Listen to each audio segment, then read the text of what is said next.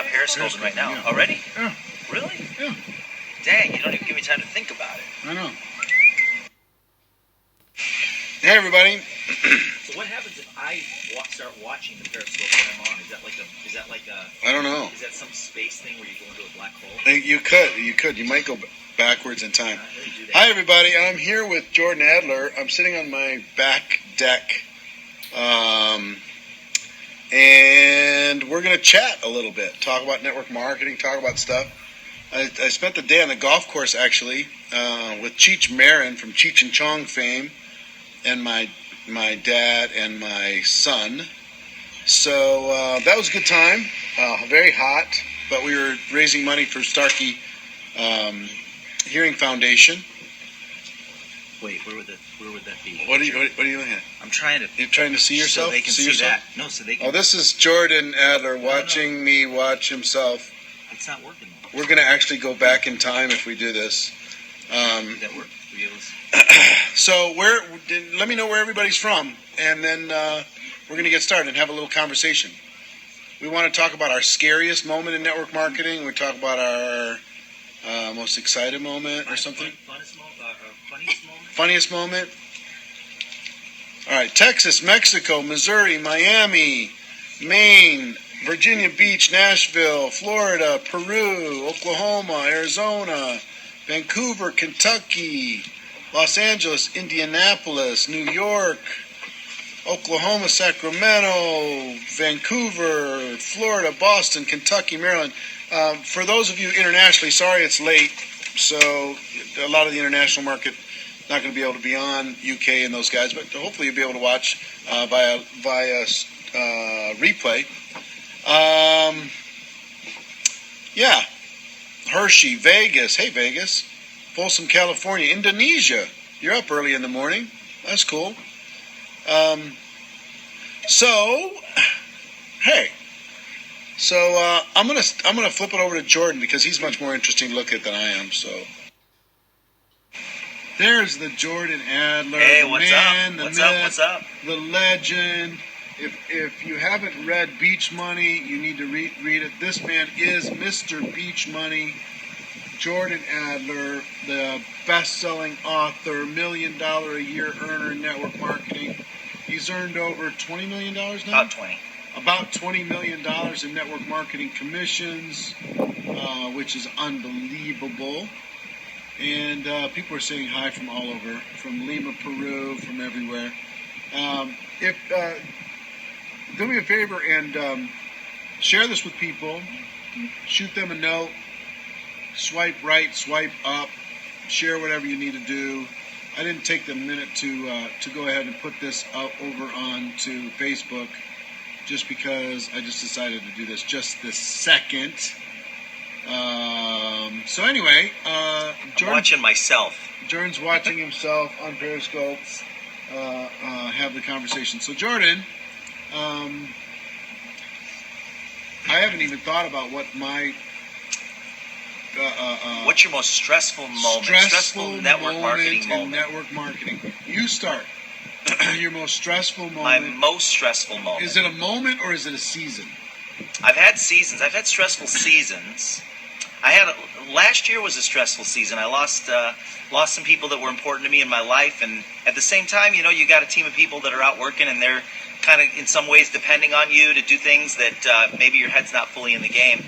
I had a moment, and I don't know if I think I shared this with you, Eric. You were aware of it at the time, but we were backstage at the GoPro event, and my dad was in the hospital, and he wasn't doing well, and this was I don't know if you remember this was a very stressful time. Actually, Curtis was up on stage. Was it Curtis introduced? Somebody was up on stage introducing me. Curtis, yeah, was up on stage introducing me, and I was backstage. It's they got the music going, and you had 8,000 people out there in the crowd, and I was all wired up. I was in my suit, and you were all dressed up real nice, and you were standing there with me, and I got a text message, and I pulled my phone. I shouldn't have done it, but I pulled my phone out of my jacket, and I looked at it, and it was my sister in Chicago telling me that my dad was going to die that night. And I was literally seconds from walking out on stage, and you two, you and Marina, you wrapped your arms around me, and I just remembered I was all emotional and I probably could have said to you, I can't do this, and you would have probably gone up on stage and everything would have been fine. But I remembered, one of the things that I've been teaching for years is that, first of all, I knew that I couldn't get back that night, and it turned out my dad was around for a few more weeks after that. But I had been teaching for years that I make my decisions not based on how I'm feeling in any given moment, but what I'm committed to. And I knew in that moment, I remember thinking, I can't get back tonight, and I'm committed to being up on that stage. And so I went out and I did it. And it was the right thing to do, and it felt right. And then as soon as I got off stage, I went and we said goodbye, and I went and I checked flights and got out the next day and got to spend some real great quality time with my father in his final days. But that was a pretty tough moment. It was a real tough moment. And then and so there were times. There was one time. This was a little bit lighter, but at the time it didn't feel all that light. I had been I was in my 12th network marketing company. My 12th company was the first company I ever made money, and I was finally starting to get some things rolling. And I had a group in Peabody, Massachusetts, the first group that I had that was actually growing. And there were about 40 people on their team, and they invited me out to go do a meeting for them in the dead of winter. So I was leaving Arizona. I had maxed out credit cards, $36,000 in credit card debt. Didn't have any money coming in yet. I was literally making less than $200 a month. I put the trip on my credit card, and I flew all the way to Peabody, Massachusetts. I got in a rental car. It took me 2.5 hours to get to the meeting. It's a 20-minute drive, but it was a snowstorm, a massive snowstorm. I get to the home where this meeting's supposed to be going on, and nobody was there. The lights were off at the house, and I was standing on the doorstep in a blizzard, wind blowing sideways.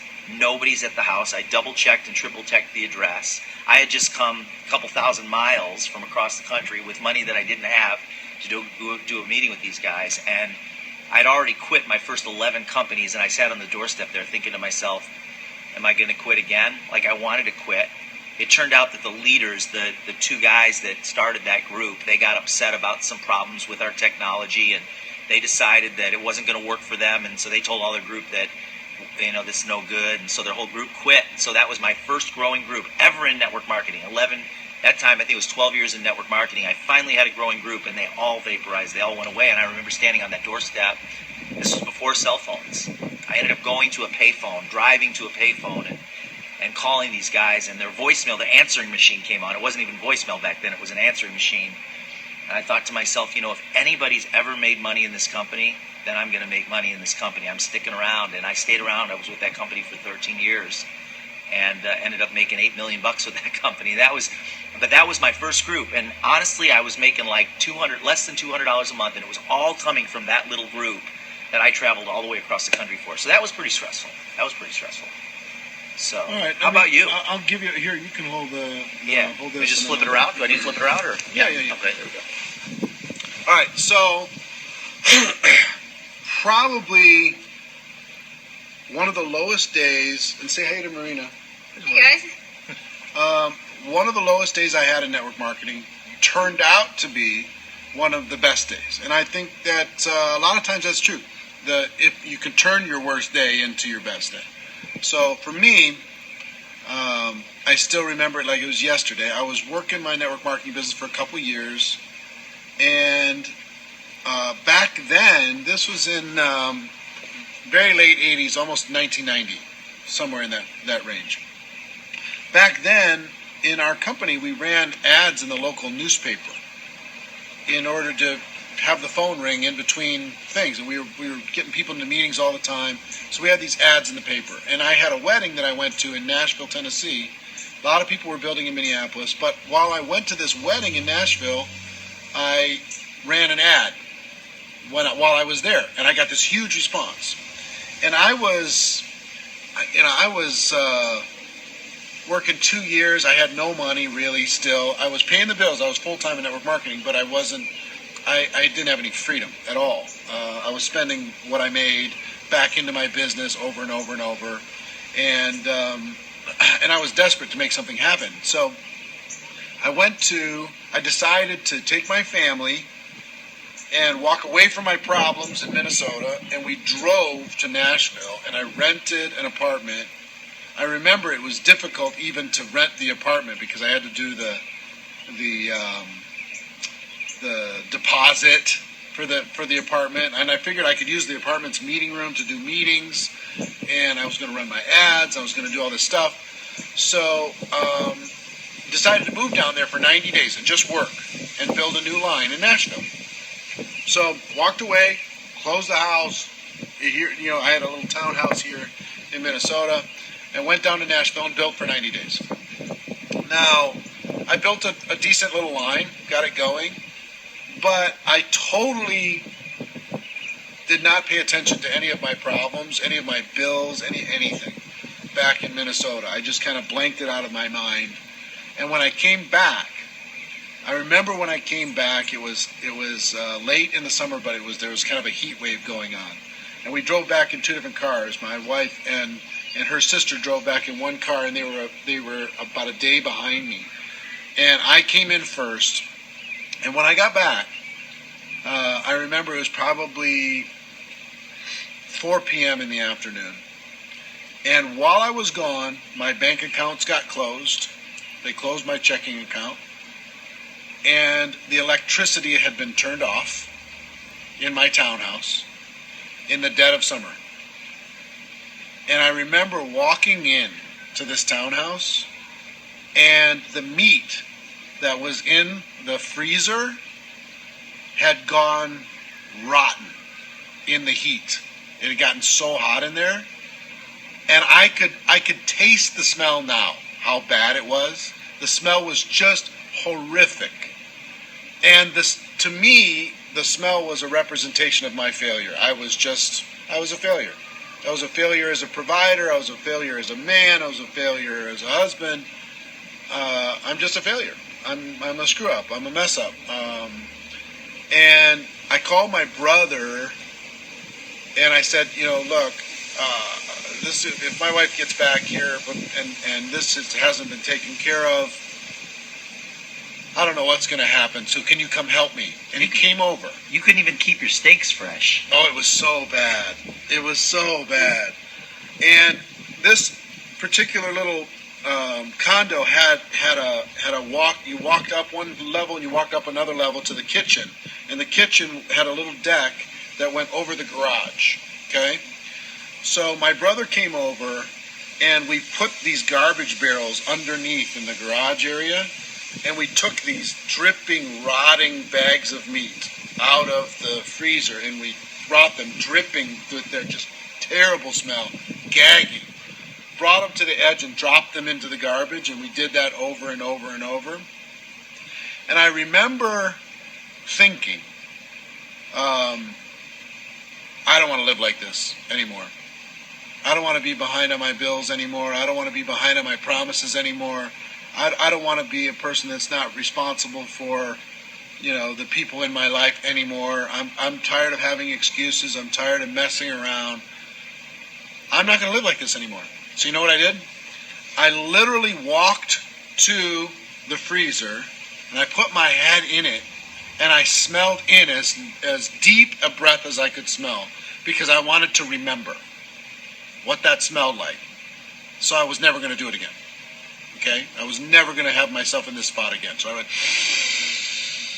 and I almost threw up. I'm gagging. But it imprinted something in me. That was a serious day. The worst day, the day I felt more like a failure than any other day, was the best day. Because I made a decision that day. I decided I'm not going to be like this anymore. I'm not living like this anymore. I'm going to do what is necessary so I can stop blaming other people and other things for my circumstances, take responsibility. It was a defining moment for you. For sure. And just like, there's defining, it was just like for me, same thing. I'm standing on that doorstep in the blizzard, and that was a defining moment. Yep. It was the moment that I could have gone left or I could have gone right. Yep. And one direction. I could have quit. Yeah, you could have quit. I could have quit and said, you know what, I'm going to go get a job. I'm not going to do this network marketing thing anymore. I could have walked away, but instead I stepped into it. Yeah, right. I put my head in the freezer, yeah, and I smelled it. the rotted meat Yeah. in order for me to not live like that anymore. Sometimes to the extreme. Yeah. Sometimes to the extreme that you feel that pain. The opposite of that, if you step into it, is a greater level of success. What if I was given grace? What if the bank said, "Oh, it's okay. We'll keep your account open"? What if the electric company said, "No, it's okay. It's hot in the summer. We'll keep your electricity on"? I might have continued to make excuses like crazy. I might have continued to not take responsibility. I might have not made the decision to be a professional in network marketing. Who knows what's going to happen? Because it was only a few months after that when I had my big, huge defining moment at the convention when I finally just said, okay, I'm going to be a professional in network marketing. I'm not going to be a poser or an amateur anymore. That was a big one for me, kind of a memorable one. I have lots of little ones. Sure. I had one guy when I was in, I really needed a line to qualify for a particular rank. I needed one really bad. And a family friend in Ohio, I lived in Minnesota at the time, a family friend in Ohio said, hey, come on down. I think I want to do this. So I took my sponsor and I drove down, and I needed this to happen really bad. And we spent 3 days, and we signed up everybody, and probably 15 people joined the team, and I finally had this line that I needed. It was going to be just amazing. And we're driving home, and back then I had a pager, not a phone. So I got a page from this guy, and he says, I've decided not to do it. I've canceled my order, and I've told everybody in my group to cancel their orders. We're not going to do it. And, it was just brutal. It was just awful to have that kind of experience happen. So, I remember that one. That one was a big, discouraging moment. That one took a little bit in order to be able to come back from. There's tons of little discouraging moments. Yeah. Tons of times you get your feelings hurt. Tons of times when you get discouraged. Tons of times when you go to do a meeting and nobody shows up. Yeah, that's just normal. But you know what I found out? It's normal for any entrepreneur. Yeah. Not even just network marketing. Every entrepreneur's got the same story. We could probably sit here, Eric, and talk for 4 or 5 hours about the things that have happened along the journey. Sure, but they were necessary, right? There was one point where the company. Your turn. Yeah. Okay. So there was one point where the company that I was with, I finally had a check coming in, and so I'd been with the company for 2.5 years, and I had $1,500 a month coming in, and I decided to leave my job at the airline because that's about what I was making at the airline, and so I leave my job knowing that I depended on that $1,500 a month check, and I had no savings, and I had maxed out all the credit cards. And the month that I left my job, the company lost my entire downline out of the computer. It disappeared. Now they were all still getting paid, but I was no longer anywhere to be found in the system. This was before they had customer service, so there was nobody to call. You had to fax in a form and then wait for them to contact you. They had one person that was contacting people, and they had stacks of these forms. They called them Excelograms. And so I didn't get my check. There's no computer to check to check your downline, anything like that. I didn't have a check coming in. I needed that money. And it was another one of those things that if 1,000 people had experienced that, probably 999 of them would have quit. And I was the dumb one to stick around, and because I knew it eventually they would fix it. I knew eventually they would find they would find me in the system, and they did. It took me, I think it was 6 weeks, and I finally got my check. And it truly was the edge of bankruptcy. I didn't file bankruptcy, but I came real close. But it was one of those things where, I leave my job, I'm expecting my $1,500 check, I need it, and it doesn't come in, and I don't get it for weeks. Yeah. And but that was another one of those moments where it was like I saw it as a defining moment. I made a decision that I wasn't going to quit again. Like I'd been quitting for 11 years. Everything I did, I quit. Everything. I quit Toastmasters. I quit every network marketing company I'd ever been involved in. Anything I started, I would quit. And I just decided, I learned that model does not work. The quitting model does not work on the journey, on the road to success. It just doesn't work. You can fail. You can fail tons of times. Yeah. You can, have negative experiences, just as long as you don't stop. You don't keep moving forward. Yeah. And it really truly what Eric said about leaning into it, stepping into it is so important. When you run across those bigger challenges, all the challenges for that matter, rather than stepping back and taking a break, it's one thing to step and really assess the situation, but the best thing that you can do when you're facing challenges is rather than lying down, step into it and really face it head on and actually work harder. Work harder than you were working before the challenge. And what I found is, you may have heard the saying, but it's so true, doubt will take you out of action and action will take you out of doubt. The challenge is the same thing. It's like the best thing that you can do to overcome your challenges is to take massive action and just blow right through those challenges. Because if you don't quit on a bad day, you're going to have a good day. If you stay in action, even on your bad days, you're going to have a good day. So I have a saying: don't quit on a bad day. So why don't we? Do you want to do one good one? Sure. What's the funniest thing? The funniest thing that ever happened to you? Funniest? Yeah. Can you think of something? I can think of one. I'm you sure there's think of lots. a funny one, and then I'll try and think of one. Okay. I have one, and I know there's many funny things that have come up. But one fun thing that happened was, I had never spoken in front of a large group of people. The biggest group I'd ever spoken in front of was probably 30. And every single time I'd get up in front of a group, I would go into a massive panic, even if it was 5 people. And I got a phone call from our corporate headquarters. My business finally was really taking off, and I had, I had a couple thousand people a month signing up into my business, probably 1,800 people a month signing up, and so they called me and they said, we want you to speak at the convention, and there were going to be 14,000 people there. And I'd never really spoken in front of a group that had more than a small group. I used to do little trainings at America West Airlines, but that was it. I had my little core teams. They were small everywhere I went, but all of a sudden my business just took off in a matter of like 90 days. Everything just spiked straight up, and all of a sudden I had all these people, and so they asked me to speak at the convention. So I'm back. I'd been planning my. They literally gave me like 3 minutes, So I've been planning my 3-minute speech for weeks, knowing that I was going to have to get up in front of this group, sick to my stomach every day. And I'm backstage, and they go, ladies and gentlemen, from Tempe, Arizona, Executive Director Jordan Adler. And I walk out on stage, and I walk up to the podium, and the podium is up to here on me. And I'm not kidding. So I look up on the big screens, and the only thing I can see is my eyes and my nose. It's just like this. And then after I got up there, this guy named Pat Hintz was up right before me, and he's a tall dude. The podium was on hydraulics. So after I got up there, they decided to lower the podium. So the podium goes like this.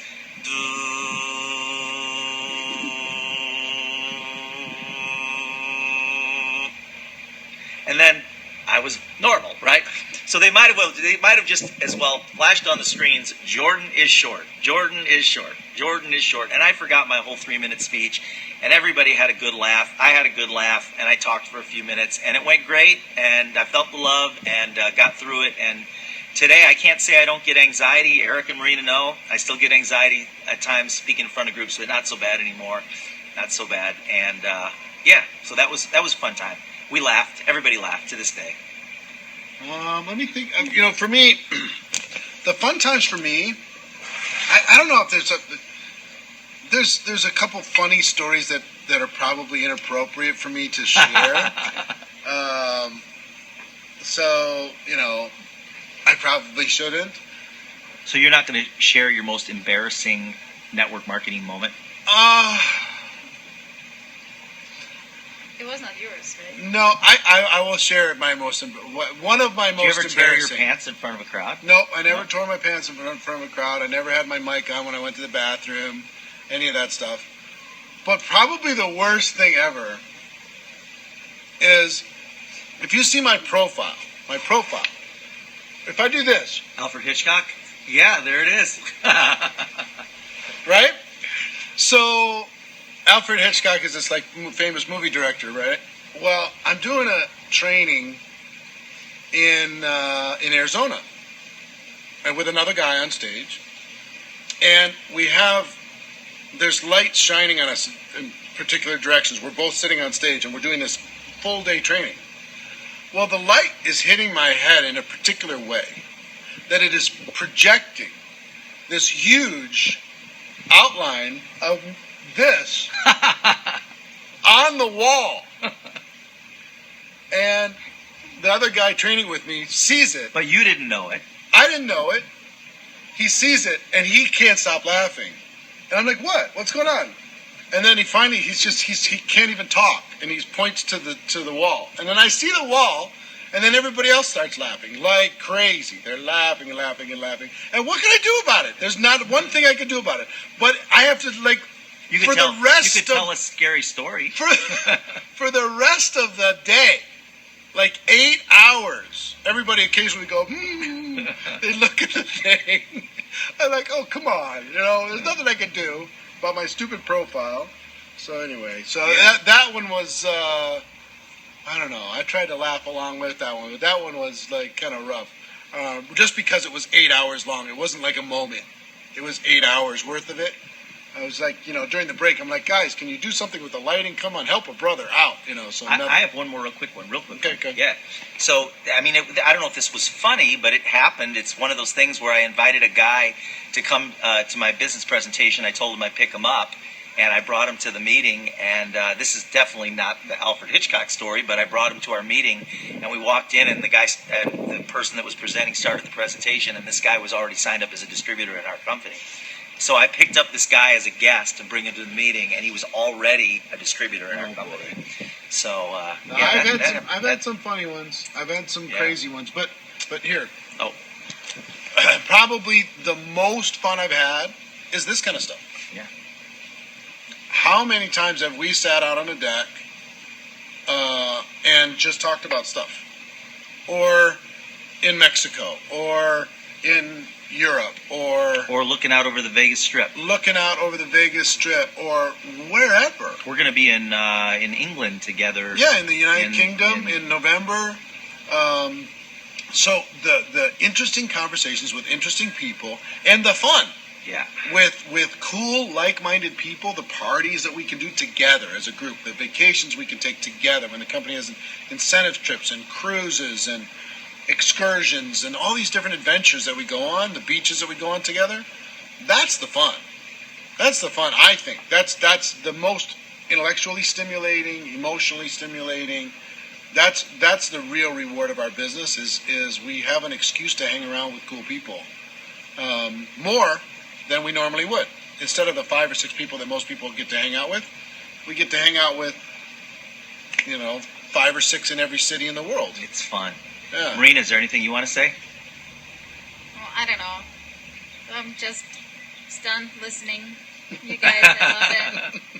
My most fun moment when I met this guy in Russia. At a network marketing event. Network marketing event. And that was interesting because my sister, she was speaking at the... she's actually here visiting me from Switzerland. So she was translating on stage. The company had an event in Moscow, and my sister was translating on stage. And the night before, we met with all the top leaders and speakers, so she can talk to them and kind of like pick up the language a little bit. And then Eric showed up with a long coat, like a trench coat. It was a Burberry trench coat, and she thought I looked like an old man. There's Ethan. That was my grandson. Come here. And so he bought one of those Russian furry hats, like all the old politician communist So guys. I wore it So to he a thought dinner it's as a cool. joke. As a joke. No, he just showed up like that, and with that hat, with that long trench coat, and I was like, this guy is probably 60, so I'm not interested. And afterwards, when he started building a relationship with me, it took him a little while to destroy that image. Yeah. that It worked. So It worked. from that moment, no coat in his wardrobe and no hat. I got rid Not of that all of kind it. of hats, at least. I got rid of She's all of them. redone my fashion for sure. That's really great. Hey, I want to show you guys real quick what we're looking out at here. I'm just going to do Yeah. this. So Here, this unplug is. this. Oh, okay, there we go. And you By can the way, show me your back- battery's I know. almost dead. Show them the backyard. Show Yeah, my I'm just little going to go garden. around here so you can kind of see. We're sitting out here on Eric and Marina's deck in Minnesota. So here, check this out. Check this out. Is this just beautiful or what? Yeah, your battery's going to go dead here in about a minute, Eric. All right. So, anything you want to say and wrap it up? No, I'll just wrap it up and just tell everybody, listen, if you got value from this, Hold on. If you got value from this, give us some hearts, share it with everybody else. Hope you had amazing, great weekend. We're going to the Starkey Hearing Foundation Gala event, and we're going to help raise some money for some needy children around the world. Think about what you can do in order to be able to do the same thing. Think about your story. We're all in this together. Have an amazing weekend. Have an amazing day. See you next time, everybody. Take care. Bye-bye.